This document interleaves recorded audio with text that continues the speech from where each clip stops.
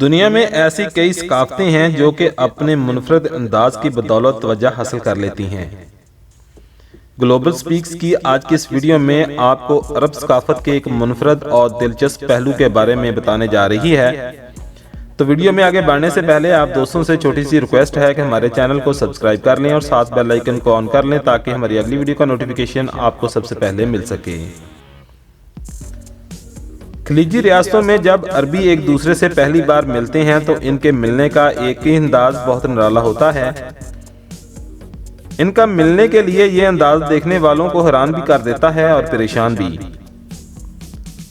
عرب ممالک میں جب کوئی ایک عربی دوسرے عربی سے ملتا ہے تو ناک سے ناک ٹکراتا ہے، جسے مقامی طور پر ناک کا بوسہ لینا کہتے ہیں۔ اس عمل کو عرب ثقافت میں کافی اہمیت حاصل ہے، جبکہ یہ ثقافتی ہونے کے ساتھ ساتھ عرب ریاستوں میں عربوں کا ایک طریقہ سے منفرد بناتا ہے۔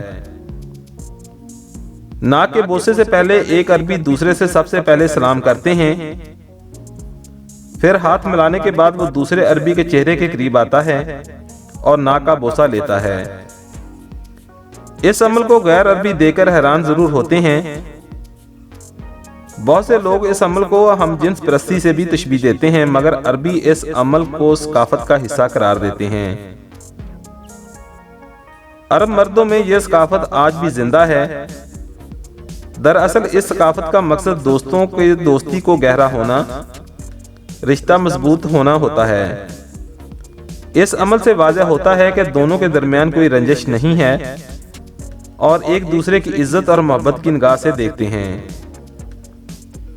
جس طرح آج کے دور میں ہاتھ ملانے، ہاتھ چومنے یا گال سے گال ملایا جاتا ہے، اس طرح عربی بھی اس ثقافت کو اسی طرح سمجھتے ہیں۔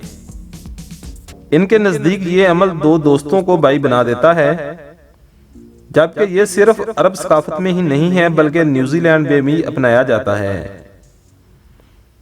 امید ہے فرینڈز کہ چھوٹی سی معلومات ویڈیو آپ کو پسند آئی ہوگی۔ ویڈیو پسند آئی تو ہمارے چینل کو سبسکرائب کر لیں اور ساتھ بیل آئیکن آن کر لیں تاکہ اگلی ویڈیو کا نوٹیفیکیشن آپ کو سب سے پہلے مل سکے۔ ملتے ہیں نیکسٹ ویڈیو میں، تب تک کے لیے اجازت دیجیے۔ اللہ حافظ۔